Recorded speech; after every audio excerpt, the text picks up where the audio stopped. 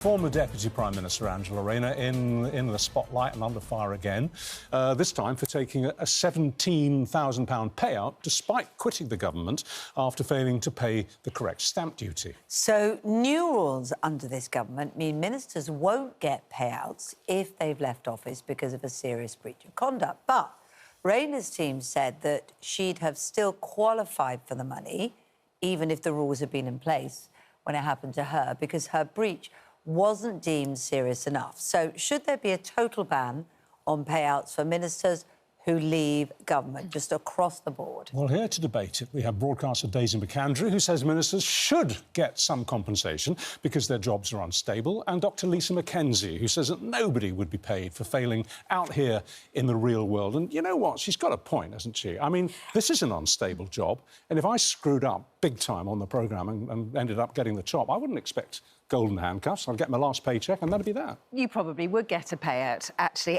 But you'd also have an HR department and a contract that you would say, in my contract, you have to treat me in such and such way. Ministers don't have any of that. They don't have an HR department. They don't have a contract. And if we say that they don't get any sort of financial compensation, well, then they might cling on, rather than the minister who does an honourable resignation or does a whistleblow and says something's going on in the government that I don't like. You pay them to do the right thing. Well, you pay everybody to do the right thing. I mean, that's kind of how business and capitalism works. You know, you get paid for a job. So I do think it's fair. Now, specifically with Angela Rayner, should she hand it back or not? That's another question, and that's up to her. I think if I were her, I would hand it back. Why? Because I think she lost her job, but she tried to cling on to it, and she did break the rules. Yes, it wasn't as serious as some others, but that's a personal matter for her. But on the general issue of should ministers get compensation, yes, I think they should. OK, Lisa, what do you think? Well, no, obviously, I don't think that. I think that ministers and MPs are paid pretty well. They have lots of second jobs. They get invited to do lots of other things.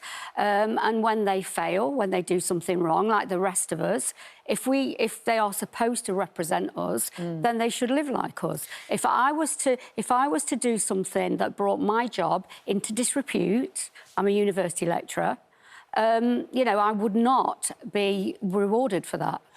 There are some instances where ministers lose their positions, for instance, a cabinet reshuffle. And that, they might argue, is not that they've actually done anything wrong, they're just being moved around and out. And could you not equate that to, for instance, if you were teaching, having a whole class that failed their exams?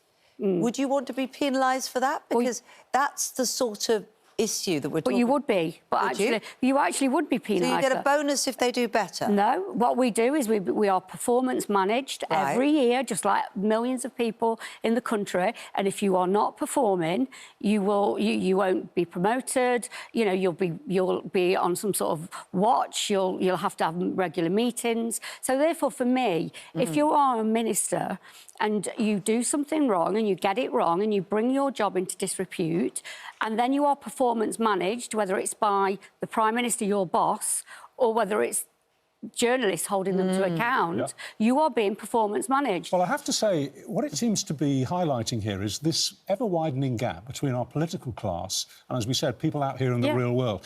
Bob on X says dishonesty and incompetence should never be rewarded. It sends the wrong message to the next group waiting to become politicians. And Lynn on X says what many are saying. It's one rule for the high and mighty, but everyday people out here have to get on with it. It's a joke. I think that's fair enough, and that is why the House Commons and the government has changed some of the rules. Because it used to be that you only had to be in the job 3 weeks. And, of course, we all remember when Liz Truss got a payout. Now, that's slightly different. She got a ministerial payout, but also a prime ministerial and an office ongoing. And about 100 grand a year. That, for somebody who was in there for 5 minutes flat, does seem ridiculous. But now you have to be in for 6 months, not 3 weeks. So they have been changing the rules, and if it's a serious Fascinating. Well, thanks very much to both of you. I know you've got to go off and do a full day of teaching now, haven't you? So good luck with that, and I'm sure you're hugely busy too. Thank you both. So a spokesman for Angela Rayner has said that there's a world of difference between making an honest mistake and a severe breach of the ministerial code. And as the independent ethics advisor's investigation concluded, Angela acted with integrity and with a dedicated and exemplary commitment to public service over a long period. Well, but we asked you, didn't we? We did. Should ministers, this was the question, should ministers who quit the government get payouts? 8% of you said yes, 92% of you were very much in your corner. You knew, actually, that you were on the losing side. I knew I was on a sticky wicket. Yeah.